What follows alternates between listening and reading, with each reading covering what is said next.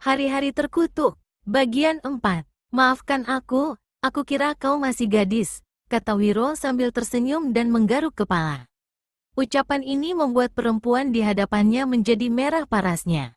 Wiro segera mengalihkan pembicaraan. Kau ingin kita segera pergi dari sini sekarang juga? Tunggu, ada hal penting yang ingin kutanyakan. Tentang nenek berjubah hitam dan berambut kasar itu. Ketika kau berkelahi dengan dia, apakah kau menciderainya? Tidak, ada keraguan pada diriku saat itu. Khawatir kalau dia memang gurumu.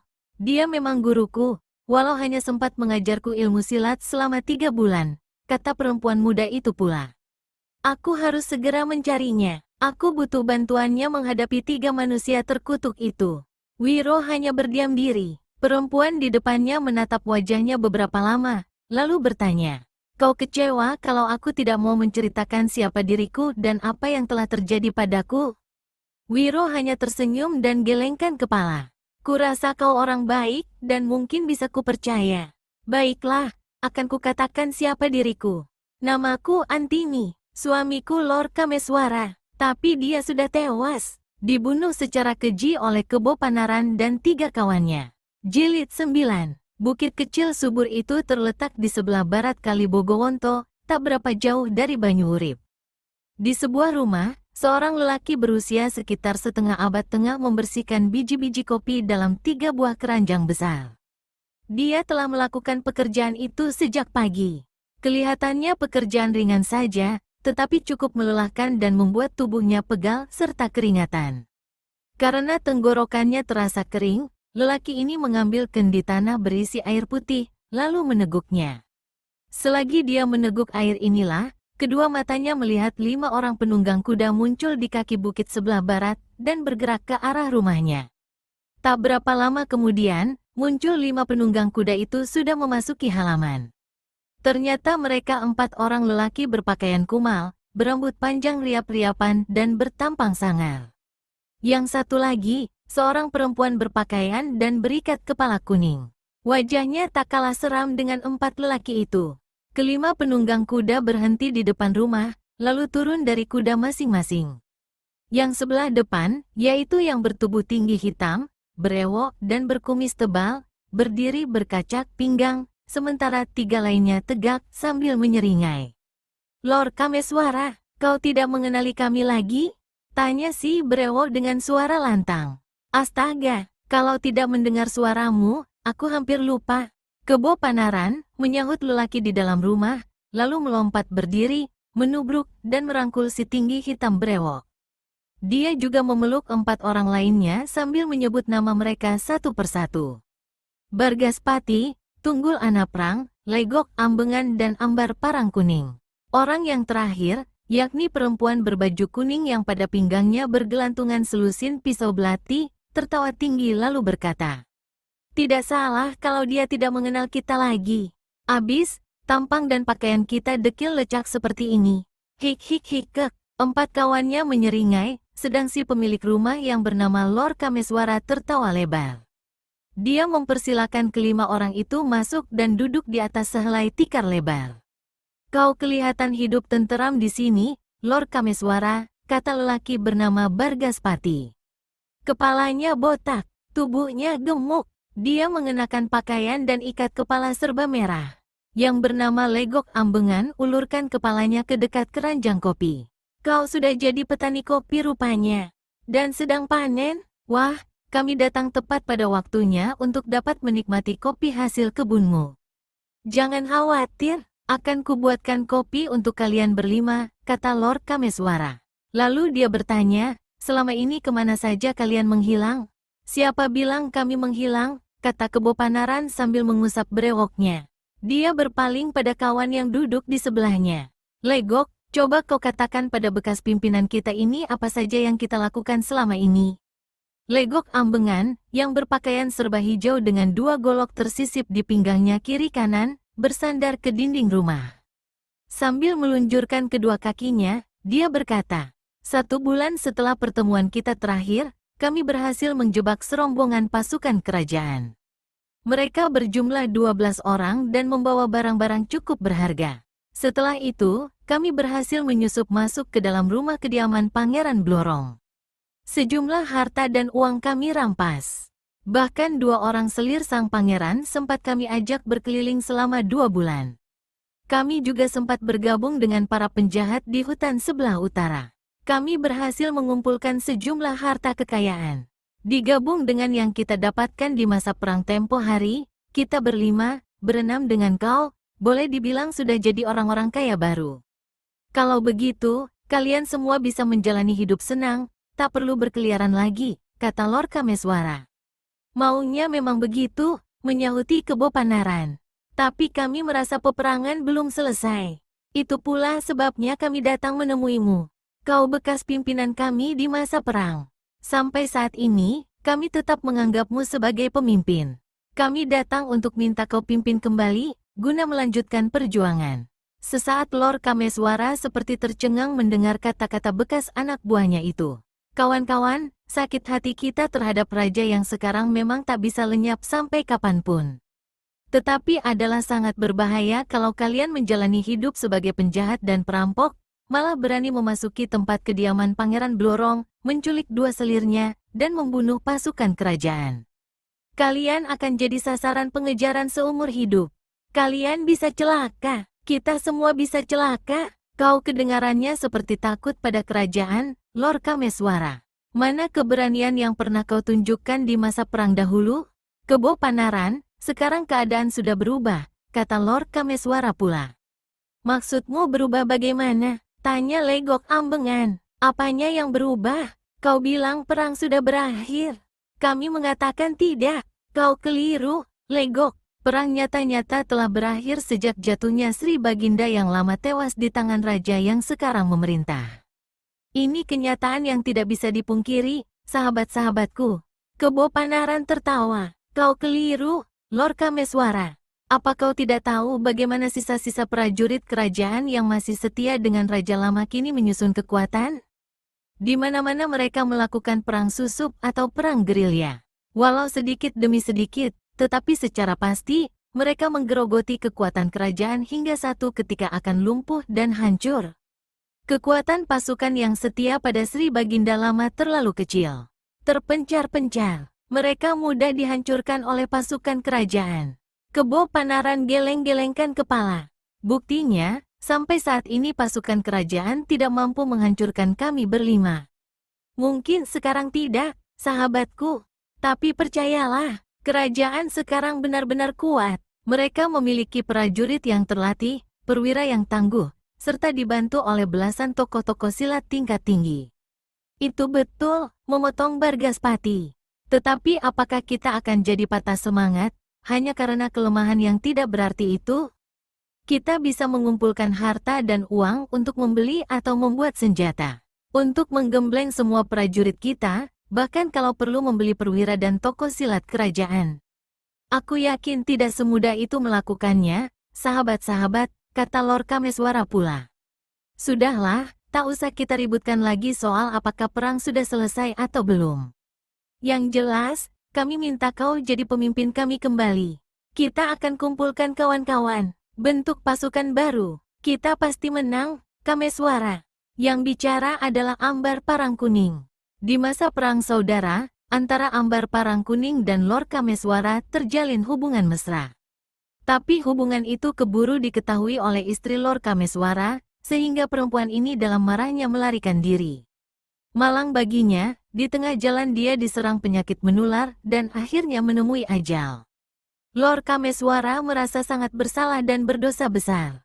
Setelah perang selesai, dia sama sekali tidak mau melanjutkan hubungan dengan Ambar Parangkuning, walau perempuan ini sebenarnya sangat mengharapkan untuk diambilnya jadi istrinya. Lord Kameswara sendiri kemudian mengucilkan diri di tempat sepi. Maafkan aku, Ambar, menjawab Lord Kameswara. Aku sudah terlalu tua memimpin satu perjuangan yang sia-sia.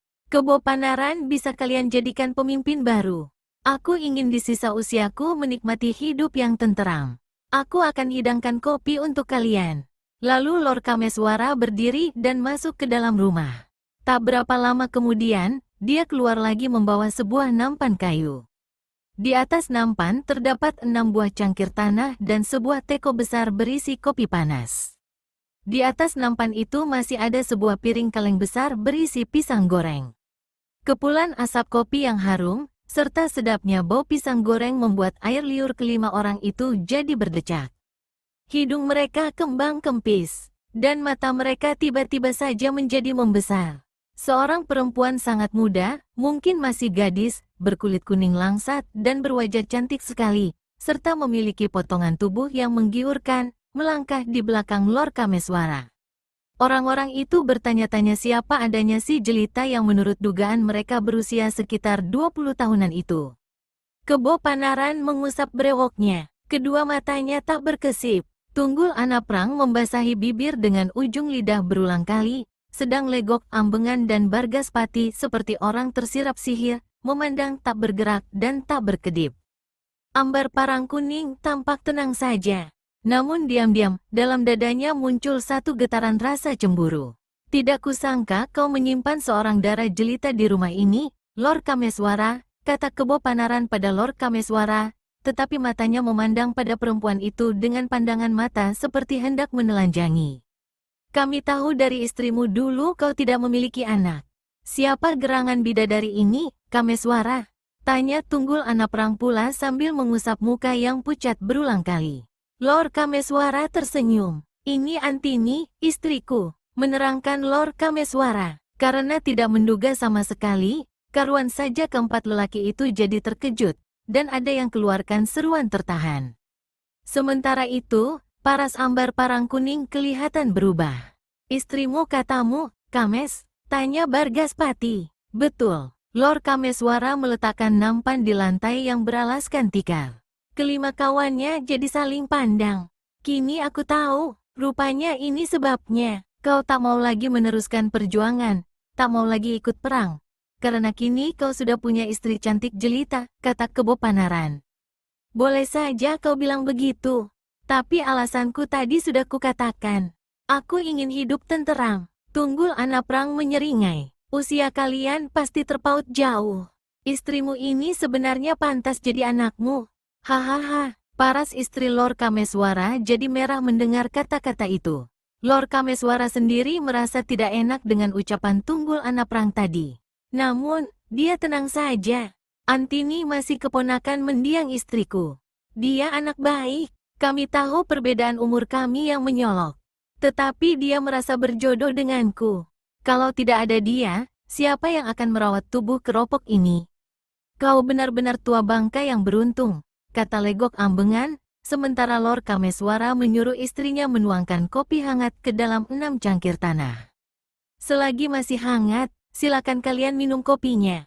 Juga pisang gorengnya agar dicicipi, mempersilakan tuan rumah. Namun, tidak ada satu orang pun yang bergerak. Kecuali Ambar Parang Kuning, lelaki yang 5 itu sama memperhatikan Antini melangkah masuk ke dalam rumah. Betisnya yang putih bagus dan tersingkap ketika melangkah, membuat para lelaki yang selama ini hanya berada dalam rimba belantara menjadi terangsang dan berangan-angan kotor. Beberapa lama kemudian, baru mereka meneguk minuman masing-masing. Sedap sekali kopi buatan istrimu, memuji Legok Ambengan. Kapan aku bisa mendapatkan istri seperti istrimu itu? Ucapan lelaki ini membuat kawan-kawan yang lain tertawa bergelak. Tetapi mereka sebenarnya tengah tenggelam dalam jalan pikiran masing-masing. Ketika Kebo Panaran memandang padanya, Legok Ambengan kedipkan mata kirinya. Kebo Panaran, yang maklum akan arti kedipan mata itu, membalas dengan seringai. Tiba-tiba Kebo Panaran berdiri. Aku ingin mencuci muka. Wajahku terasa lengket oleh debu jalanan. Di mana letak sumur? Di halaman belakang. Mari kuantar, kata Lord Kameswara pula. Tak usah, aku bisa pergi sendiri. Lalu Kebo Panaran bergegas masuk ke dalam rumah, terus menuju halaman belakang. Tetapi sebenarnya bukan mencari sumur itu yang hendak dilakukannya. Melainkan dia ingin melihat Antini yang cantik jelita tadi, yang telah membakar aliran darahnya. Istri Lord Kameswara itu ternyata berada tidak jauh dari sumur di halaman belakang, tengah menampi beras membelakanginya. Begitu sampai di dekat Antini, langsung saja perempuan ini disergap, dirangkulnya. Tentu saja perempuan ini terkejut dan terpekik keras. Tampian beras yang dipegangnya terlepas jatuh, dan beras berserakan di tanah. Di serambi depan, Lord Kameswara melompat dari duduknya begitu mendengar suara jeritan istrinya dari belakang rumah. Namun baru saja dia hendak berdiri, Bargaspati, Legok Ambengan, dan Tunggul Anaprang telah mendahului dan tegak mengurungnya. Hanya Ambar Parangkuning yang masih tetap duduk di atas tikar. Perempuan ini sebenarnya sudah maklum apa yang terjadi di belakang sana dan apa yang hendak dilakukan tiga kawannya itu. Hatinya sebenarnya tidak suka, namun kebencian karena merasa dilupakan begitu saja oleh Lord Kameswara membuat dia tidak melakukan apa-apa. Di belakang sana, kembali terdengar jeritan Antini. "Minggir!" bentak Lord Kameswara sambil berdiri. Tapi Legok Ambengan cepat menekan kedua bahunya dari belakang. "Kau hendak kemana, Kameswara? Tenang-tenang saja di sini. Obrolan kita belum selesai," kata Legok Ambengan. Lord Kameswara merasa kedua bahunya seperti ditekan oleh dua batu besar yang beratnya puluhan kati. Jelas Legok Ambengan telah mengerahkan tenaga dalamnya. "Singkirkan kedua tanganmu, Legok," bentak Lord Kameswara. "Tidak, kecuali kalau kau mengatakan akan bersedia menjadi pimpinan kami lagi dan berperang melawan kerajaan." Di halaman belakang, lagi-lagi terdengar jeritan Antini. "Keparat! Aku tahu ada maksud kotor dan busuk dalam diri kalian berlima. Awas, jika terjadi sesuatu dengan istriku, kalian semua akan kubunuh." Abis berkata begitu, Lord Kameswara tarik kedua tangan Legok Ambengan yang masih menekan bahunya, lalu sambil menjatuhkan diri, dia membetot orang yang di belakangnya itu. Gerakan Lord Kameswara secepat kilat dan daya tariknya luar biasa. Orang lain pasti akan terbetot dan terbanting ke lantai. Tapi tidak demikian dengan Legok Ambengan. Tubuhnya memang terbanting ke depan, tapi tidak sampai terhampar di lantai serambi. Kedua kakinya membuat gerakan cepat dan dia berhasil tegak, bersamaan dengan bangkitnya Lord Kameswara. Karena Legok Ambengan perlu saat untuk mengimbangi dirinya, maka kesempatan ini dipergunakan oleh Lord Kameswara untuk menghantam lelaki ini dengan satu jotosan keras ke arah dadanya. Bukek, Legok Ambengan terlempar. Dari mulutnya keluar seruan kesakitan, disusul dengan mengucurnya darah dari mulut. Jelas dia mengalami luka di dalam yang parah. Tetapi manusia ini seperti mempunyai kekuatan aneh. Secara luar biasa, dia menerjang ke depan sambil menyemburkan darah yang ada dalam mulutnya ke muka Lord Kameswara. Ludah campur darah menodai wajah Lord Kameswara. Mendidih darah bekas perwira kerajaan ini. Didahului bentakan keras, Lord Kameswara kembali hendak menggasak orang di depannya itu. Namun dari kiri kanan, saat itu Tunggul Anaprang dan Bargaspati bergerak cepat dan lancarkan serangan tangan kosong yang dahsyat. Sebagai seorang bekas perwira kerajaan, Lord Kameswara memang memiliki kepandaian tinggi dibanding dengan kawan-kawan seperjuangan dulu. Namun dikeroyok tiga, membuat dia serta-merta terdesak. "Aku tidak harus melayani masing-masing keparat ini. Aku harus menolong Antini. Sesuatu terjadi di belakang sana," kata Lord Kameswara dalam hati.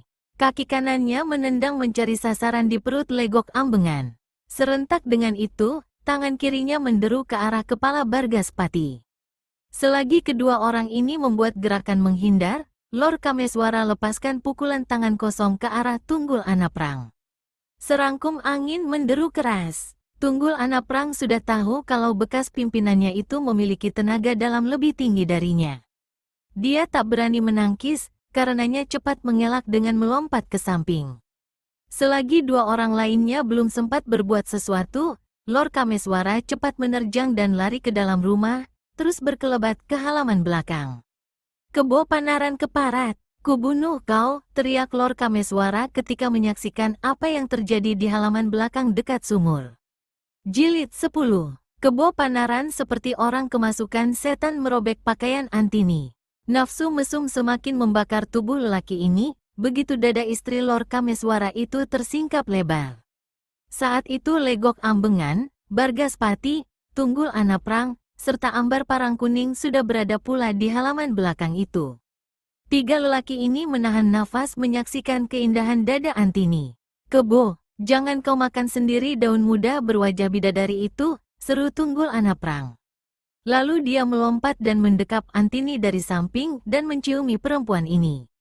Di saat yang sama, Lord Kameswara telah menyerbu Kebo Panaran dengan kemarahan yang tidak dapat dilukiskan.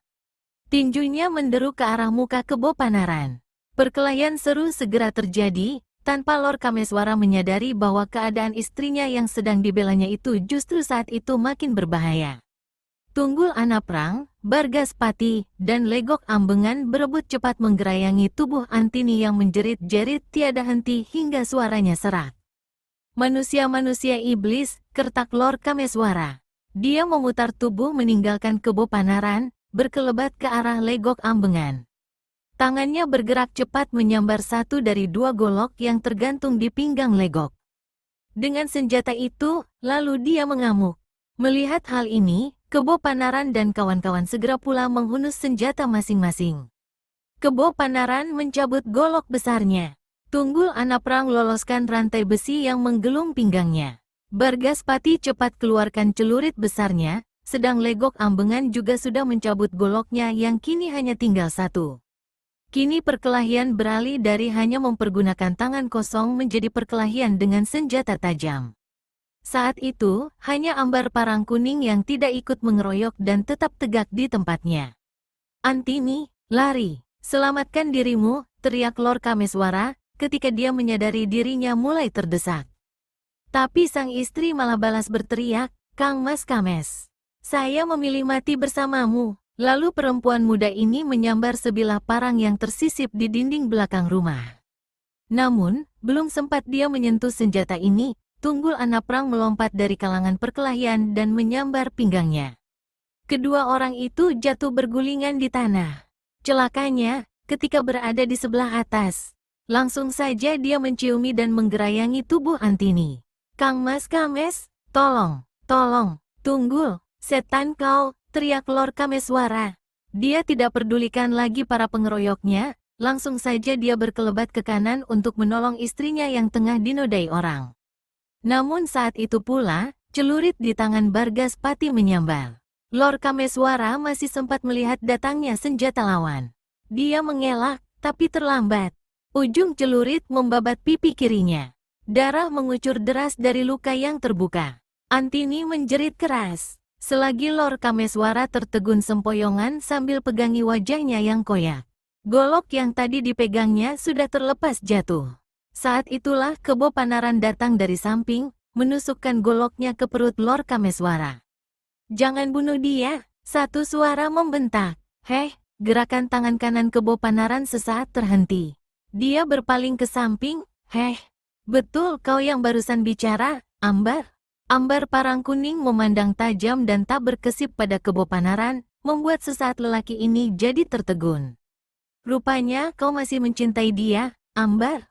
Saat ini kita bukan bicara soal cinta, Kebo, tapi soal persahabatan dan kehormatan. Betapa keji pribadimu hendak membunuh kawan dan bekas pimpinan sendiri. Lebih busuk lagi, karena kau diam-diam mengatur untuk menodai istrinya. Aku tidak suka hal ini. Jika kau tidak suka, kau boleh pergi dari sini. Tunggu saja di halaman depan sampai kami selesai." Yang bicara adalah si botak Bargaspati. "Kalian biadab semua," rutuk Ambar Parang Kuning, lalu putar tubuh tinggalkan tempat itu. Lord Kameswara merasakan tubuhnya lemas akibat banyaknya darah yang keluar dari luka di pipinya. Walau amarahnya masih mendidih, namun dia seperti lumpuh dan tak mampu melawan, ketika tendangan Legok Ambengan menghantam pinggangnya sebelah belakang. Tubuhnya terhantar di tanah. Lalu satu tendangan pada kepalanya membuat pemandangannya serta-merta gelap.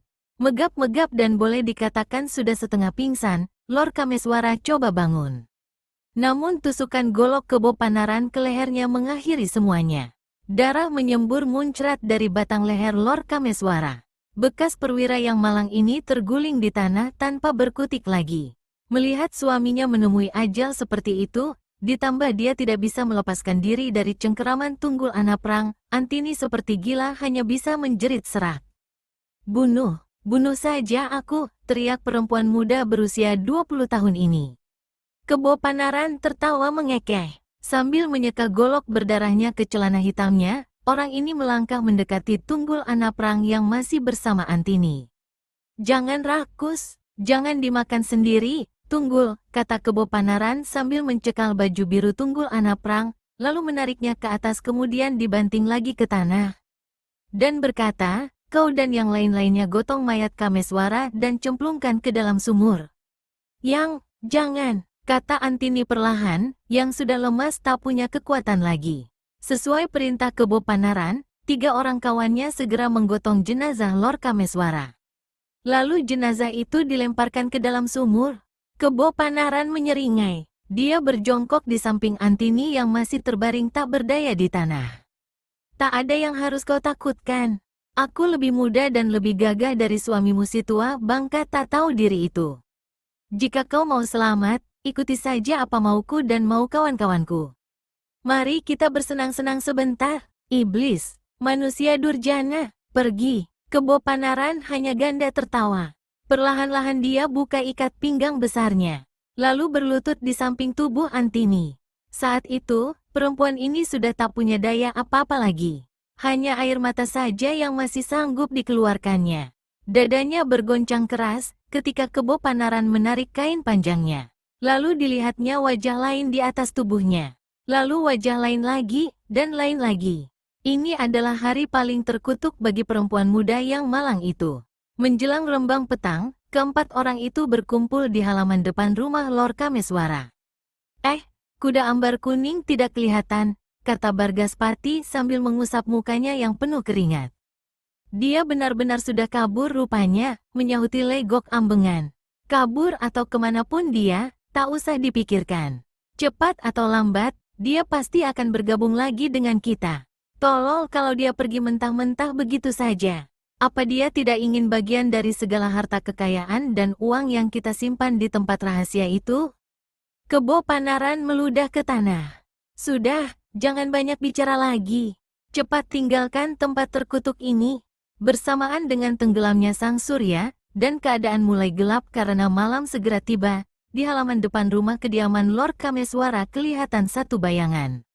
Dengan cepat, bayangan ini bergerak menuju halaman belakang. Begitu sampai di halaman belakang, orang yang muncul ini terdengar menghela nafas panjang. Lalu dia melangkah mendekati sosok tubuh Antini yang tergeletak di tanah. Orang ini ternyata seorang nenek muka pucat berambut jabrik, berjubah hitam gombrong menjelat tanah. Beberapa lama, dia hanya tegak memandangi sosok tubuh tak bergerak itu dengan muka membesi dan kedua tangan terkepal. Lalu orang ini membungkuk, dipegangnya pergelangan tangan kiri Antini. Tak terasa denyutan nadi, mati, pikirnya, lalu diturunkannya kepalanya, diletakkan di atas dada Antini. Perlahan sekali, antara terdengar dan tidak, si nenek masih dapat menangkap suara detak jantung. Dia masih hidup, tapi keadaannya gawat sekali. Aku harus cepat-cepat membawanya dari sini dan mengobatinya. Kasihan. Kalaupun dia bisa kutolong, apakah batin dan perasaannya bisa diselamatkan? Nenek berjubah hitam itu cepat memanggul Antini di bahu kirinya.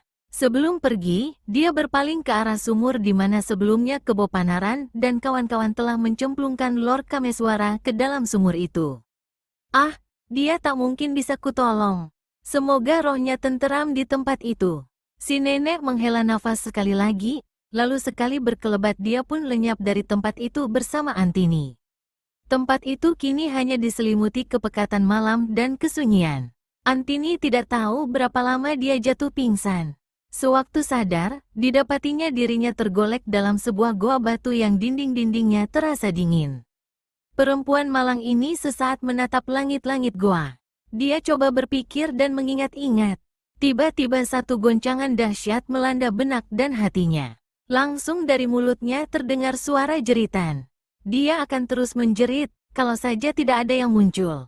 Seorang nenek bermuka pucat dan berambut kaku tegak muncul di tempat itu.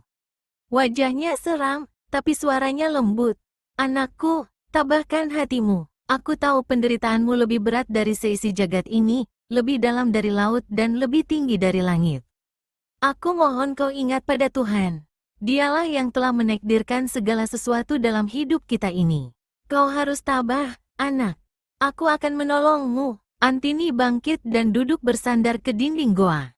Kejadian hebat yang menimpanya telah membuat satu perubahan besar dalam diri perempuan yang masih sangat muda ini. Kalau dulu dia merupakan seorang perempuan yang lembut dengan segala kehati-hatian, kini dia tampak begitu kasar dan berani, walau sinar matanya tidak dapat menyembunyikan rasa takut akibat kejadian terkutuk yang dialaminya. "Kau boleh panggil aku Nenek Tidar," jawab si nenek muka pucat. "Kau tak usah takut padaku. Aku tahu semua yang telah kau alami." Mendengar ucapan itu, Antini langsung menjerit. "Tenang, tenang, anakku," kata Nenek Tidar. "Kau tidak usah takut. Saat ini kau berada di tempat yang aman. Dengar, aku akan berusaha menolongmu." "Menolongku, Nek? Bagaimana mungkin kau bisa mengembalikan kehormatan dan kesucianku yang telah dirusak manusia-manusia durjana itu?" "Kalau itu, memang aku tidak dapat mengembalikannya. Tuhan pun tidak bisa. Tetapi kesucian dan kehormatan dalam arti kejiwaan, pasti kau bisa mendapatkannya kembali." "Aku tidak mengenal kau. Mengapa kau hendak menolongku? Aku curiga." Si nenek menyeringai. Dalam soal tolong-menolong, tidak harus kenal satu sama lain lebih dahulu. Juga tak perlu rasa curiga padaku. "Nek, kau tahu apa yang ingin kulakukan saat ini?" tanya Antini. Si nenek menggeleng. "Coba kau katakan, anakku." "Aku ingin bunuh diri, menyusul suamiku." Abis berkata begitu, Antini kembali menjerit lalu menangis keras. Nenek Tidar menghela nafas dalam, lalu gelengkan kepala sambil membelai rambut perempuan muda di hadapannya itu. "Anakku, jika kau bunuh diri dan mati, berarti selesailah kejahatan yang dilakukan oleh keempat manusia durjana itu. Kejadian pada hari terkutuk itu akan dilupakan orang. Berarti mereka tidak akan pernah menerima pembalasan. Kau seperti gila menghadapi kenyataan keji yang menimpa dirimu. Tapi apakah kau tidak merasa gila untuk bertekad menuntut balas atas perbuatan terkutuk yang mereka lakukan terhadapmu? Apakah kau tidak punya niat untuk membalas kematian suamimu? Mereka telah membuat satu hari terkutuk bagimu. Apakah kau tidak bertekad untuk balas memberikan hari-hari terkutuk pada mereka?"